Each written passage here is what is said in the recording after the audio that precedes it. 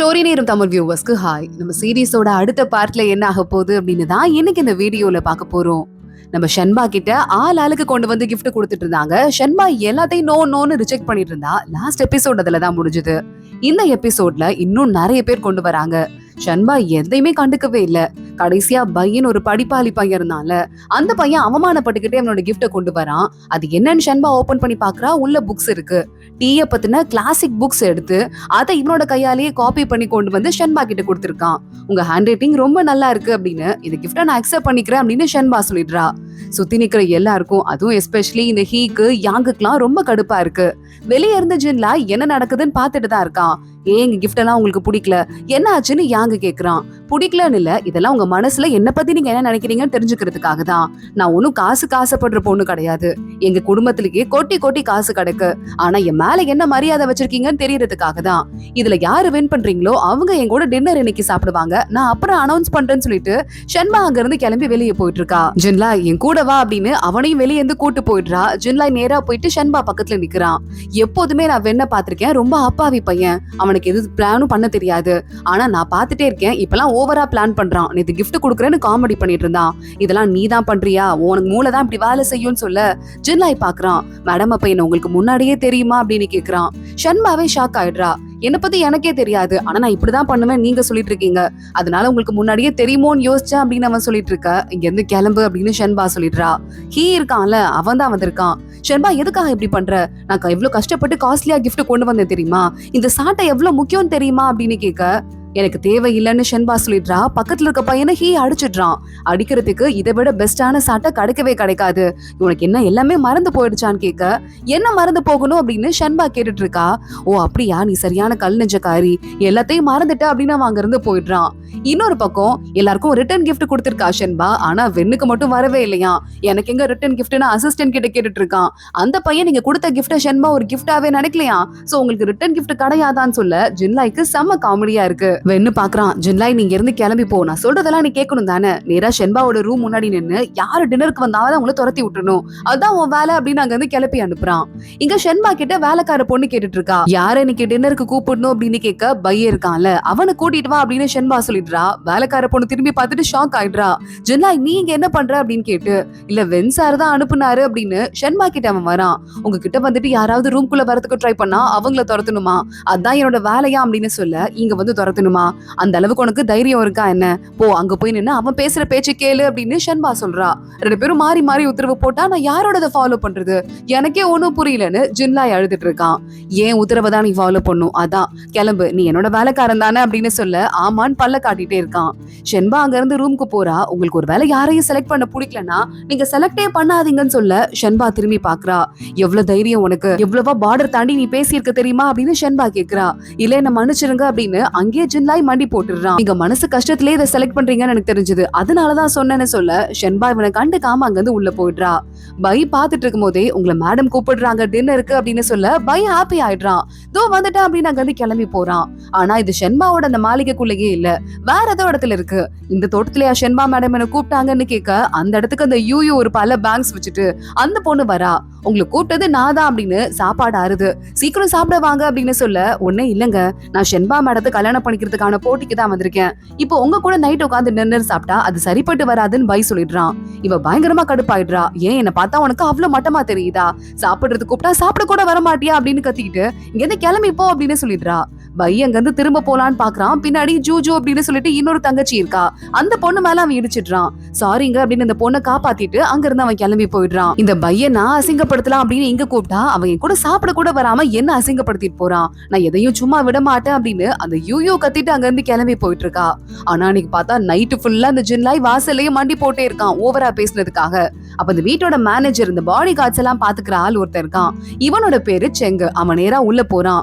போயிட்டு பைய உங்க கூட சாப்பிட கூப்பிடலாம் அப்படின்னு போனேன், ஆனா அதுக்குள்ள யூயூ கூப்பிட்டுட்டாங்க, அவர் அங்க இருந்து சாப்பிடாமலே கிளம்பிட்டாரு, இப்ப நான் மறுபடியும் அவரை கூப்பிடவா அப்படின்னு கேட்க, இல்ல பரவாயில்ல இவ்வளவு நடந்துருச்சு, பை தனியா போய் ரெஸ்ட் எடுத்துக்கிட்டோம் அப்படின்னு சொல்லிட்டு ஷென்பா சொல்லிடுறா. நான் உங்களுக்கு சாப்பாடு போடவான்னு வேலைக்கார பொண்ணு கேக்குறா. ஜின்லாய் இன்னும் வெளியே தான் இருக்கான்ல, அவனை வர சொல்லுன்னு சொல்ல ஜின்லாய் மண்டி போட்டவன் கால் நோண்டி நோண்டி லைட்டா எஞ்சி உள்ள வந்துட்டு இருக்கான்.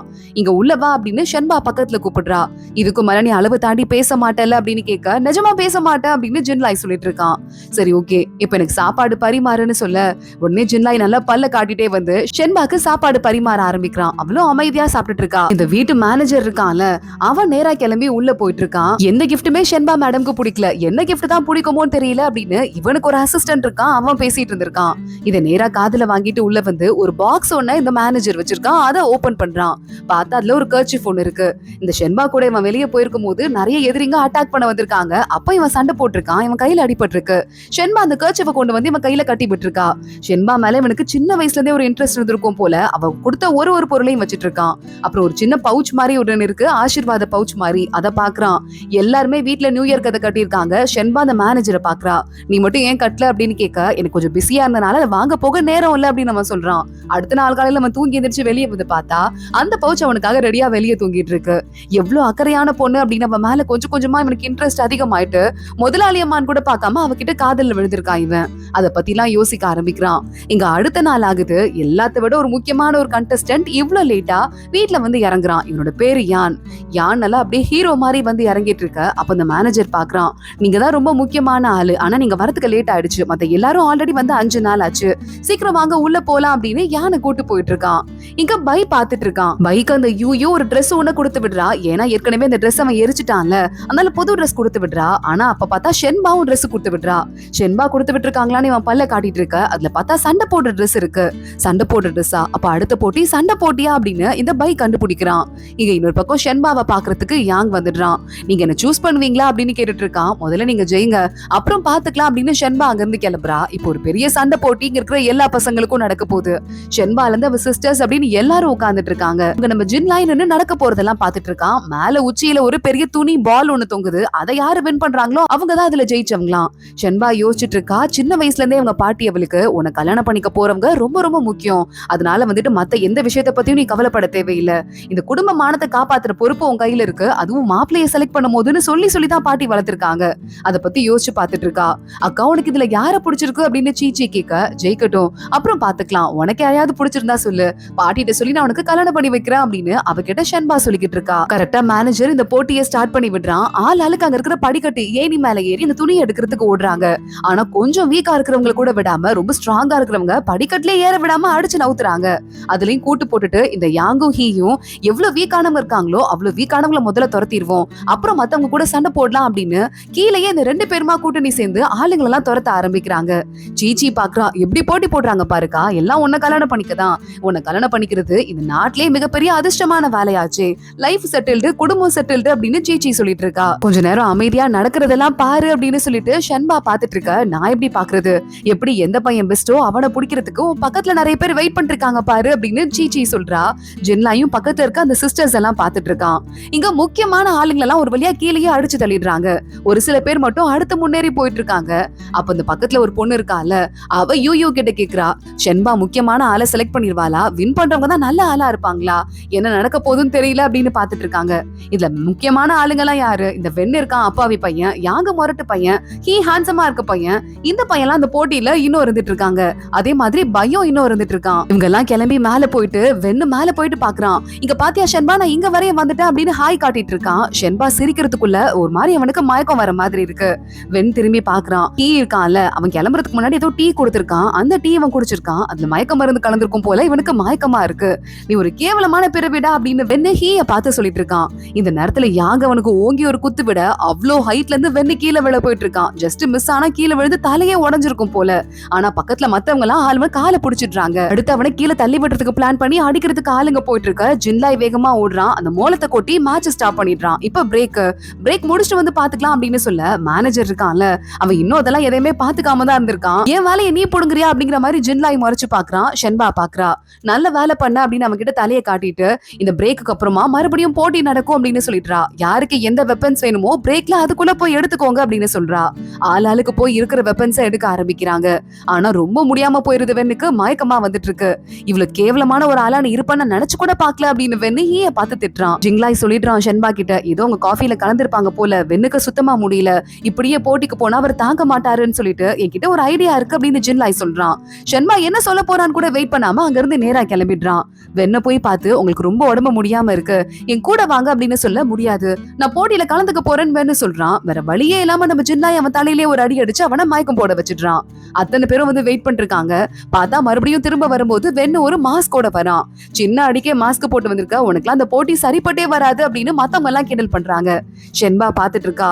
அவளுக்கு வந்திருக்கிறது வெண் கிடையாது, மாஸ்க் போட்டு ஜின்லாய் தான் அந்த உருவத்துல வந்திருக்கான்னு தெரியுது. இப்போ ஒரு வெப்பன் கூட ஜின்லாய்க்கு இல்ல, எல்லா வெப்பனையுமே ஆளுக்கு ஒன்னு எடுத்துடுறாங்க. ஷென்பா பாக்குறா, கையில இருக்கிற சாட்டைய தூக்கி போடுறா. இதை நீ வச்சுக்கோ அப்படின்னு. இது என்ன ரொம்ப ஃபேவரட்டிசம் காட்டுறீங்க, அப்ப அந்த பையனையே கூப்பிட்டு கல்யாணம் பண்ணிக்க வேண்டியதானே, எதுக்கு போட்டிக்கு வந்திருக்கீங்க அப்படின்லாம் எல்லாரும் கத்த ஆரம்பிக்க ஷென்பா பாக்குறா, யாரோ ஒருத்தங்க இந்த பையனுக்கு மயக்க மருந்து கலந்து கொடுத்திருக்கீங்க, அது யாருன்னு விசாரிக்க ஆரம்பிச்சு அதுக்கப்புறமா போட்டி நடத்தினா ரொம்ப டிலே ஆயிடும், சில ஆளுங்க இங்க இருந்து வெளியே போக வேண்டி வேற வரும், அதனாலதான் போனா போது நடத்துறேன், போய் போட்டியில கலந்துக்கோங்க அப்படின்னு சொல்லிடுறா. ஜின்லாய் பாக்குறான், நம்ம யாருன்னு அவங்களுக்கும் தெரிஞ்சிருக்கு, அதனாலதான் வெப்பன் கொடுக்குறாங்க, வெண்ணா இருந்தா கண்டிப்பா அவங்க வெப்பன் கொடுக்க வாய்ப்பே இல்ல அப்படின்னு நினைச்சிட்டு அவனும் மேல போறான் போட்டியில கலந்துக்கிறதுக்காக. போட்டி பயங்கர சீரியஸா ஸ்டார்ட் ஆகுது. மீதி மிச்சம் இருக்கிற ஆளுங்களெல்லாம் இந்த யாங்கோ ஹீயும் சேர்ந்து அடிச்சு விரட்டிடுறாங்க. இப்போ முக்கியமான ஆளுங்க மட்டும் தான் மிச்சம் இருக்காங்க. ஒன்னு யாங்கு, இன்னொன்னு ஹீ, அடுத்து கடைசியா இருக்கு நம்ம ஜின்லாய், அதாவது வெண்ணோட உருவத்துல இருக்கிற ஜின்லாய். இந்த 3 பேர் தான் இருக்காங்க. போட்டி பயங்கர சீரியஸா நடக்க ஆரம்பிக்குது. இதுல ஜின்லாய்க்கு ரொம்பவும் ஆடி கூட பட்டுருது. ஆனாலும் அப்பயும் 3 பேருமா சேர்ந்து அந்த பால் எடுக்க பாயிர அப்படின்னு பாஞ்சு அந்த 3 பேருமா சேர்ந்து துணி பால பிச்சை ஆளுக்கு ஒரு பக்கமா எரிஞ்சிடுறாங்க. இதுல யாரு வின்னரு நம்ம நினைக்கிறது அப்படின்னு மத்தவங்க எல்லாம் கேட்டுட்டு இருக்க மேனேஜர் பக்கத்துல வரான். இந்த போட்டி இதோட முடிஞ்சது, அப்புறமா ரிசல்ட் சொல்லுவோம், அனௌன்ஸ் பண்ணுங்கன்னு சொல்ல உடனே அதே மாதிரி அனௌன்ஸ் பண்ணிடுறாங்க. ஜின்லாய் உள்ள வந்து காயத்துக்கு மருந்து போட்டுட்டு இருக்கான். கதவு தட்ட சத்தம் கேக்குது. ஆஹா, ஷென்பா தான் நம்மள பாக்க வரா போற பல்ல காட்டிட்டு பாத்துட்டு இருந்தா டாக்டர்ஸ் தான் உள்ள வராங்க. இல்ல டாக்டர், நான் கொஞ்சம் ஓகே தான் அப்படின்னு ஜின்லாய் சொல்றான். இல்ல உங்களை பாத்துட்டு வர சொல்லிருக்காங்க, நான் செக் பண்றேன் அப்படின்னு சொல்லிட்டு அங்க போயிட்டு ஜின்லாய்க்கு ட்ரீட்மெண்ட் பாக்குறாங்க. ஜின்லாய் ட்ரீட்மெண்ட் எல்லாம் முடிச்சிட்டு மறுபடியும் எங்க வெண்ண பாக்குறதுக்கு போக வெண்ணுக்கு பார்த்தா அதுக்கு முன்னாடி கட்டெல்லாம் போட்டு வெண்ணுக்கு பாதுகாப்பு ட்ரெஸ் எல்லாம் கூட ஷென்பா கொடுத்திருக்கா. ஷென்பாவே வந்து இதெல்லாம் கொடுத்தா தெரியுமா அப்படின்னு சொல்ல ஜின்லாய் பாக்குறான். சண்டை போட்டது நானு, இவனுக்கு பாதுகாப்புக்கு ட்ரெஸ், இதுக்கு ஒரு விசிட் வேறையா அப்படின்னு மனசுக்குள்ள, இதனால இவ்வளவு ஃபேவரட்டிசம் காட்டக்கூடாது, என்னை எட்டி கூட பாக்கல அப்படின்னு யோசிக்க ஆரம்பிக்கிறா. வெண்ணு பாக்குறான், என்னை காப்பாத்துனதுக்கு ரொம்ப தேங்க்ஸ், இதை மறக்கவே மாட்டேன் அப்படின்னு சொல்லிட்டு இருக்கான். உங்களை காப்பாத்த வேண்டியது என்னோட வேலை அப்படின்னு ஜின்லாய் சொல்லிட்டு இருக்கான். இங்க மத்தவங்க எல்லாம் ஏதோ சண்டை போடுற மாதிரி சத்தம் கேக்குது அப்படின்னு ஜின்லாயும் வெண்ணும் வெளியே வராங்க. ஒரு ரூம் முன்னாடி நின்னு எல்லாரும் கத்திட்டு இருக்காங்க. நாங்க 5 நாளா போட்டியில கலந்துக்குவோம், இந்த பையன் இப்ப வந்துட்டு இருப்பானா, இதெல்லாம் எங்களால பாத்துக்க முடியாதுன்னு கத்திட்டு இருக்காங்க. புதுசா ஒரு பையன் யான் அப்படின்னு வந்தான்ல சைலண்டா, அந்த பையனை தான் எல்லாரும் திட்டிக்கிட்டு இருக்காங்க. எல்லாரும் பின்னாடி நிக்கும் போது வெண்ணு சொல்லிட்டு இருக்கான், சரியான போட்டிப்பா இந்த யான், பல 100 வருஷமா இந்த யான் குடும்பத்துக்கும் ஷென்பாவோட குடும்பத்துக்கும் நடுவுல உறவு இருக்கு, மாறி மாறி பொண்ணு கொடுத்து எடுத்துக்குவாங்க, இப்ப மறுபடியும் ரொம்ப வருஷத்துக்கு முன்னாடி அவங்க வேற ஊருக்கு காலி பண்ணிட்டு போயிட்டாங்க, சோ போட்டியில நான் நினைச்சேன், ஆனா இப்ப திரும்ப வந்திருக்காங்களா, போட்டி கொஞ்சம் ஸ்ட்ராங் ஆயிட்டு தான் இருக்கு அப்படின்னு வெண்ணு சொல்லிட்டு இருக்கான். இதெல்லாம் ஜின்லாய் காதுல வாங்கிட்டு அங்க இருந்து கிளம்பி போறான். அவன் போகும்போது யாங்கு பாத்துட்டான். எவ்வளவு மருந்து போட்டும் காயத்தை ரத்த வாடைய மறைக்க முடியல. வெண்ணா வந்தது இந்த பையன் தான் அப்படின்னு சொல்ல மத்தவங்க எல்லாம் இன்னும் கடுப்பாயிடுறாங்க. அப்போ ஒரு பையன் வந்து, சாரி யான் இங்க ரூம்ல இல்ல, நான் அவரோட வேலைக்கார பையன், யான் வந்து ஷென்பா மேடத்து கூட பாட்டி கூட சேர்ந்து விருந்து சாப்பிட போயிருக்காருன்னு சொல்ல மத்தவங்க எல்லாம் இன்னும் செம கடுப்பாயிடுறாங்க. ஷென்பா பாத்துட்டு இருக்கா, பாட்டியும் பாத்துட்டு இருக்காங்க. யான் கூட ஒரு டீம் வந்திருக்கு, அங்க டீ போடுறதுலே வித்த காட்டி டீ போடுவாங்களாம், அந்த டீ ரொம்ப ஸ்பெஷலா வேற இருக்குமா, அந்த டீயை போட்டு வித்த காட்டிட்டு இருக்காங்க. ஷென்பா ரொம்ப நல்லா இருக்கு அப்படின்னு அந்த டீயை குடிச்சிட்டு இருக்கா. யானோட கண்ணு முழுக்க முழுக்க ஷென்பா மேலேயே இருக்கு. இத பாட்டியும் பாத்துட்டாங்க, கண்டுக்காத மாதிரி அமைதியா உட்காந்துட்டு இருக்காங்க. பாட்டி கொஞ்ச நேரத்துக்கு அப்புறமா டீயை குடிச்சிட்டு அந்த பையனை பார்க்கும்போது அவர் ஞாபகம் வருது இல்ல அப்படின்னு கேட்க வேலைக்கார லேடி பக்கத்துல நிக்கிறா. இல்ல எனக்கு அப்படி வரல அப்படின்னு சொல்லிட்டு இருக்கா. வராம இருந்தா ரொம்ப சந்தோஷம், ரொம்ப டீசென்டான பையன், பல வருஷ பெருமை அந்த குடும்பத்துக்கு இருக்கு, ஷென்பா அவங்கிட்ட கத்துக்க வேண்டியது நிறைய இருக்கு அப்படின்னு பாட்டி சொல்றாங்க. யானும் ஷென்பாவும் வெளியே வராங்க. யான் சொல்றான், நான் துறவி ஆகிறதுக்காக மலையிலேயே இருந்தேன், எங்க அப்பா என்ன மிரட்டி நீ மட்டும் இப்ப கீழே வந்து ஷென்பா வீட்டுக்கு போல அப்படின்னா துறவிங்க அத்தனை பேரையும் கொண்டு போட்டுருவேன்னு சொன்னாரு, அவங்கள காப்பாத்துறதுக்காக தான் கீழே இறங்கி வந்தேன், ஆனா உங்களை பார்த்ததுக்கு அப்புறமா நானும் ஒரு ஆசை இருக்கிற சாதாரண மனுஷன் தான், புத்தருக்கு இதுக்கும் மேல என்னால சேவை செய்ய முடியாதுன்னு தெரிஞ்சிருச்சு, உங்களை கல்யாணம் பண்ணிக்கிறதுக்காக தான் இப்ப இங்க நிக்கிறேன் அப்படின்னு சொல்லிட்டு அவ தலையில எதையோ வைக்கிறான். வச்சுட்டு அங்க இருந்து கிளம்பி போயிட்டு இருக்கான். ஷென்பாக்கு ஒண்ணும் புரியல, தலையில என்ன வச்சிருக்கான்னு பார்த்தா ஒரு குட்டி பட்டாம்பூச்சி மாதிரி இருக்கு, அததான் வச்சிருக்கான். இந்த பையனை புரிஞ்சுக்கவே முடியாத ஒரு ஆளா இருக்கான் அப்படின்னு ஷென்பா யோசிக்கிறா. இங்க ஏற்கனவே நம்ம ஜின்லாய் தான் வந்து சண்டை போட வந்தான் அப்படின்னு தெரிஞ்சிச்சு இல்ல யாங்குக்கு. யாங் அவன் ரூம்ல போய் கத்திட்டு அவன் கொண்டு வந்த காஸ்ட்லி பொருள் எல்லாம் உடைச்சிட்டு இருக்கான். ஹீ பாக்குறான், கத்துறதுல என்ன இருக்கு, அந்த வெண்ணை காப்பாத்துறதுக்காக ஷென்பா என்ன வேணா செய்வா போல, நம்ம தான் கேர்ஃபுல்லா இருக்கணும்னு சொல்ல யாங்கு பாக்குறான். என்ன பயங்கரமா ஏத்தி விட்டு நான் அதனால ஏதாவது பண்ணுவேன், அதை நீ யூஸ் பண்ணிக்கலான்னு பாத்துட்டு இருக்கல, நல்லாவே எனக்கு தெரியுது, ஆனா என்ன அத்தனை பேரும் மறைச்சு வச்சிட்டு இருக்காங்க, நீ டைரக்டாவது என்கிட்ட பேசுறியே, அதனால உன் கூட கூட்டணி போடுறதே பரவாயில்ல அப்படின்னு யாங்கு சொல்லிட்டு இருக்கான். ஜின்லாய் அங்க இருந்து கிளம்பி அவன் ரூமுக்கு போயிட்டு இருக்கான். அவனை யாரோ ஃபாலோ பண்ணிட்டு வராங்க அப்படின்னு சொல்லிட்டு ஜின்லாய்க்கு நல்லாவே தெரியுது. நக்கலா சிரிச்சுட்டு அங்க இருந்து கிளம்பி ஏதோ ஒரு முக்கியமான ரூம்குள்ள போறான். பார்த்தா ஷென்பாவோட ரூம் தான். ஷென்பாட்டு போயிட்டு ஸ்பை எல்லாம் நம்ம வீட்டுல இருக்காங்க இருக்காங்க மேடம்னு சொல்ல ஸ்பையா அப்படின்னு கேக்குறா. சத்தம் போடாதீங்க, நான் உங்க பக்கத்துல வந்து சொல்றேன் அப்படின்னு பக்கத்துல போயிடுறான். ஷென்பாக்கு இவ்வளவு பக்கத்துல போனது ஜின்லாய்க்கே ஒரு மாதிரி இருக்கு, நர்வஸ் ஆயிட்டு இருக்கான். ஷென்பா அவன் முகத்தையே பாத்துட்டு இருக்கா. பக்கத்துல இருக்க வேலைக்கார பொண்ணுங்க எல்லாம் பாக்குறாங்க. என்னடி நடக்குதுங்க அப்படின்னு அவங்களுக்குள்ள சிரிச்சிட்டு இருக்காங்க. இங்க நிஜமாவே ஸ்பை இருக்காங்க, என்ன தேடி பின்னாடியே வந்திருக்காங்க அப்படின்னு சொல்லிட்டு இருக்கான். ஷென்பா கிட்ட இந்த விஷயத்த சொல்லிட்டு அங்க இருந்து போகும்போது ஆல்ரெடி வெளியே பிரச்சனை போயிட்டு இருக்கு. யாங்க இருக்கான்ல அங்க இருக்கிற எல்லாரையும் கூப்பிட்டு, இந்த மேனேஜர் இருக்காரே அவரு, அப்புறம் அங்க இருக்கிற வேலைக்காரங்க எல்லாம் கூப்பிட்டு, என் ரூம்ல நான் நிறைய தங்க கட்டி வச்சிருந்தேன், தங்க கட்டி எல்லாம் காணாம போச்சு, எவன்டா அது திருடினது அப்படின்னு கத்த ஆரம்பிக்க, இங்க பாருங்க யாரும் திருட மாட்டாங்க, நாங்க விசாரிக்கிறோம் அப்படின்னு அந்த மேனேஜர் சொல்லிட்டு இருக்கான். ஜின்லாய் பாக்குறான், கையில கொஞ்சம் புக்ஸ் எல்லாம் எடுத்துட்டு நேரா குடுக்குடுன்ட்டு எந்த இடத்துல வெண்ணு இருக்கானோ அங்க ஓடிடுறான். வெண்ணு வெளியே ஓடுறதுக்கு ட்ரை பண்ண அப்படியே அவனை அலேக்கா பிடிச்சு உள்ள கூட்டு போயிடுறான். ஐயோ என்னையா பண்ற அப்படின்னு ஜின்லாயை பார்த்து அவன் கேட்க, நீங்க தங்கத்தை திருடுனீங்களா? இல்ல அப்ப இங்கே உட்காருங்க, இப்ப வந்து ஏற்கனவே சண்டை டெஸ்ட் முடிஞ்சிருச்சு, அடுத்து அறிவு டெஸ்ட் இருக்கு, உங்களுக்கு அந்த அளவுக்கு அறிவு கொஞ்சம் கம்மின்னு எனக்கு தோணுது, அதான் அந்த புக்ஸ் எல்லாம் எடுத்து வந்திருக்கேன், இதெல்லாம் படிங்கன்னு சொல்ல, அது உனக்கு எப்படி தெரிஞ்சது? ஆமா கொஞ்சம் கம்மி அப்படின்னு வெண்ணு பல்ல காட்டிட்டு இருக்கான். வெண்ணு கிட்ட எல்லா புக்ஸையும் கொடுத்து அவனை உள்ளேயே உட்கார வச்சுட்டு படிக்க வச்சுட்டு ஜின்லாய் அங்க இருந்து கிளம்பிடுறான். ரொம்ப படிச்சு முடிச்சு டயர்ட் ஆயிட்டு ஒரு கட்டத்துல வெண்ணு அந்த இடத்துலயே தூங்கி போயிடுறான். பார்த்தா இங்க ஒரு பாம்பை கொண்டு வந்து யாரோ ரூம்குள்ள விடுறாங்க. பாம்பு ஒருத்தங்களோட பெட்ல அப்படியே ஏறிக்கிட்டே இருக்கு. திடீர்னு சத்தம் கேக்குது, போச்சு யாரோ பாம்பை கொண்டு வந்து வெண்ணோட ரூம்ல விட்டாங்க அப்படின்னு கத்துறாங்க. ஜின்லாய் பாக்குறான், பயங்கரமா ஷாக் ஆயிட்டு வேகமா எந்திரிச்சு கிளம்பி ஓடிட்டு இருக்கான். ஆனா வெண்ணோட ரூம்குள்ளேயே போக விடாம அதுக்குள்ள இந்த யாங்கோட ஆளுங்க இருக்காங்கல்ல, அவனை பிடிச்சு வாயெல்லாம் கட்டி போட்டு நேரா யாங்கோட ரூம்க்கு கூட்டு போயிடுறாங்க. ஷென்பா இன்னும் இந்த தங்கச்சி பொண்ணு ஒருத்தி இருப்பால, கொஞ்சம் மென்டலி வந்து ப்ராப்ளம் இருக்க பொண்ணு, அந்த பொண்ணோட ரூம்ல தான் அவளுக்கு கிரீடோலாம் செஞ்சு கொடுத்துட்டு இருக்கா. அக்கா இங்க பாருங்க, எனக்கு இப்படி சூப்பரா செஞ்சு கொடுத்துருக்கீங்க, எனக்கு ரொம்ப பிடிச்சிருக்குன்னு தங்கச்சி குதிக்க ஆரம்பிக்கிறா. ஷென்பா கிட்ட பிரச்சனை வந்துட்டு தெரிய வந்துருச்சு. வேலைக்கார பொண்ணு சொல்றா, கொஞ்சம் முக்கியமான வேலை இருக்கு, நான் போயிட்டு வரேன் அப்படின்னு ஷென்பா அங்கிருந்து கிளம்புறா. தங்கச்சிய வெளியே விடாதீங்க அப்படின்னு வேலைக்கார லேடி ஓகேன்னு சொல்லிட்டு இருக்காங்க. அதுக்குள்ள இங்க ஜின்லாய கட்டி போட்டு யாங்க மத்த எல்லாருமே ஒண்ணு சேர்ந்து விசாரிக்க ஆரம்பிக்கிறாங்க. ஏண்டா எவ்வளவு தைரியம் தான் எங்கள்ட்ட இருந்து தங்கத்தை திருடி இருப்ப, இவர் யாருன்னு தெரியுமா, அவர்கிட்ட இருந்து திருடி இருக்க, யாங்கோட ரூம்குள்ள பாம்பை விட்டுருக்க, நீ தங்கம் திருடின மாற்று தெரியக்கூடாதுன்னு கொல்ல பாத்திருக்கல, உனக்கு எவ்வளவு தைரியம் இருக்கும் அப்படின்னு சொல்லிட்டு கேட்க ஆரம்பிக்க ஜின்லா யோசிக்கிறான், என்னோட ரூம்குள்ள இருக்குன்னு சொன்னாதான் நான் வெளியே ஓடி வருவேன்னு உங்களுக்கு தெரிஞ்சிருக்கு, என்னெல்லாம் வேலை பாக்குறாங்கப்பா அப்படின்னு அவன் யோசிக்கும் போதே ஜின்லாயோட ரூம்குள்ள இருந்து இந்த தங்க கட்டியெல்லாம் நான் எடுத்துட்டு வந்தேன்னு ஒரு பையன் வரான். அதான் நான் எடுத்துட்டு தானே வருவீங்க அப்படின்னு ஜின்லா யோசிக்கும் போதே அதுக்குள்ள அவனை அடிக்கிறதுக்கு ஆளுங்க வராங்க. ஜின்லா அப்படியே கையை முறுக்கி தள்ளி விட்டுட்டு இருக்கான். யாங்கோட வேலைக்காரன் ஒருத்தன அந்த பாம்பு கடிச்சிருச்சான். அந்த பையன் வர பக்கத்துல இருந்து அழுத்திட்டு இருக்கான். மேனேஜர் பாக்குறாரு. ஜின்லா ஏதாவது சொல்லுமா அப்படின்னு கேக்குறாரு.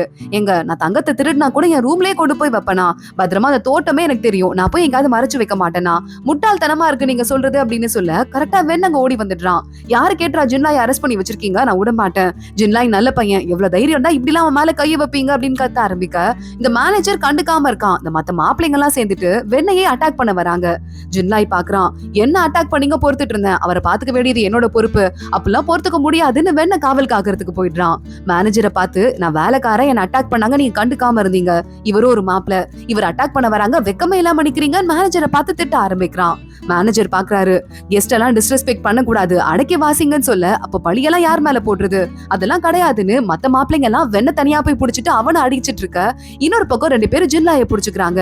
ஜின்லாய் விடுங்க விடுங்கன்னு கத்தும் போதே ஹீ இருக்கான்ல, இப்ப நான் உன்னை என்ன பண்றேன் பாரு அப்படின்னு ஜின்லாய் அடிக்கிறதுக்கு வரான். ஆனா கரெக்டா அவன் கைய வந்து யாரோ புடிச்சிடுறாங்க. வந்து புடிக்கிறது யாருன்னு பார்த்தா யான், புது மாப்பிள்ள வந்தான்ல அவன் தான். புடிச்சு ஹீய ஒரே அடியில அடிச்சு கீழே தள்ளி விட்டுறான். இந்த யான் சாதாரணப்பட்ட ஆளே இல்ல போல, துறவியா இருந்தாலும் சண்டை கலையெல்லாம் கத்து வச்சுட்டு இருக்கான். ஷென்பா உள்ள வராங்க. இதுக்காவது மரியாதை கொடுப்பீங்களா அப்படின்னு யான் கேட்க ஜின்லாய் பாக்குறான். இதான் கீழே உழுவுறதுக்கு சரியான சமயம் அப்படின்னு பொத்துன்னு போய் கீழே விழுந்துட்டு ஐயோ காப்பாத்துங்க அப்படின்னு கத்திக்கிட்டு இருக்கான்.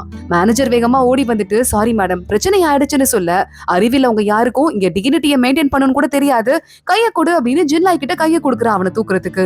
ஜின்லாய் பல்ல காட்டிக்கிட்டே அவன் கைய பிடிக்கலான்னு போக இதான் சாக்குன்னு வெண்ணு பாக்குறான். கதறி அழுதுட்டு இருக்கான். உடனே நம்ம ஷென்பா அவனை விட்டுட்டு நேரா வெண்ணு கிட்ட போயிடுறா. நெத்தியில ரத்தம் எல்லாம் வலியுது, அதெல்லாம் தொடச்சு விட்டுட்டு இருக்கா. ஒன்னும் ஆகல அப்படின்னு ஜின்லாய்க்கு பயங்கர பல்பா போயிடுது. ஆனா இவ போயிட்டு ஹெல்ப் பண்றாள் வெண்ணுக்கு. அதை பார்க்க அந்த மத்த மாப்பிள்ளைங்களுக்குலாம் செம்ம பொசசிவா சாரி கடுப்பா வந்துட்டு இருக்கு, முறைக்க ஆரம்பிக்கிறாங்க. இங்க பாவம் ஜின்லாயை தூக்கி விடுறதுக்கு நம்ம யான் தான் வரான், கையை பிடிச்சு தூக்கி விட்டுட்டு இருக்கான். ஓகே தானே அப்படின்னு கேட்டுட்டு, ஜின்லாய் தான் நகையை திருடினான், அவனுக்கு சப்போர்ட் பண்றீங்க அப்படின்னு எல்லாரும் ஷென்பாவை திட்ட ஆரம்பிக்கிறாங்க. ஷென்பா பாக்குறா, அவன் திருடினான்னு சொல்லிட்டு என் மேல பழிய போட பாக்குறீங்களா, நான் செலக்ட் பண்ண வேலைக்காரன் சரி கிடையாதுன்னு, இதெல்லாம் நான் ஏத்துக்கவே முடியாது அப்படின்னு சொல்ல ஜின்லாய் பாக்குறான். மேடம் என் மேல திருட்டு பழிய போடுறாங்கல்ல, என் ரூம்க்கு வந்து செக் பண்ண சொல்லுங்க வாங்க அப்படின்னு கூட்டு போயிட்டு இருக்க. உடனே எல்லாரும் நம்ம ஜின்லாயோட ரூம்க்கு போறாங்க. ஏற்கனவே நம்ம ஷென்பாக்கு தெரிஞ்சிருது இவன் பக்காவா பிளான் பண்ணிருக்கான் அப்படின்னு. என்ன ஏதோ கீழே பொடி மாதிரி கொட்டி கிடக்கு அப்படின்னு ஜின்லாய் உள்ள போனதும் கேக்குறான். ஷென்பா சிரிச்சுட்டே இது என்ன பொடி, அதை செக் பண்ணுங்க அப்படின்னு பாக்க சொல்றா. அதோட தான் இந்த எபிசோட் முடியுது. ஜென்லா என்ன பிளான் பண்ணிருக்கான், ஷண்பா எதை கண்டுபிடிச்சிருக்கா, தொடர்ந்து அடுத்தடுத்த எபிசோட்ல பார்க்கலாம். இந்த வீடியோவை லைக் பண்ணிக்கோங்க, மறக்காம நம்ம சேனலுக்கு சப்ஸ்கிரைப் பண்ணிட்டு பெல் ஐக்கனையும் கிளிக் பண்ணிக்கோங்க. அடுத்த வீடியோல பார்க்கலாம். அது வரைய பாய்.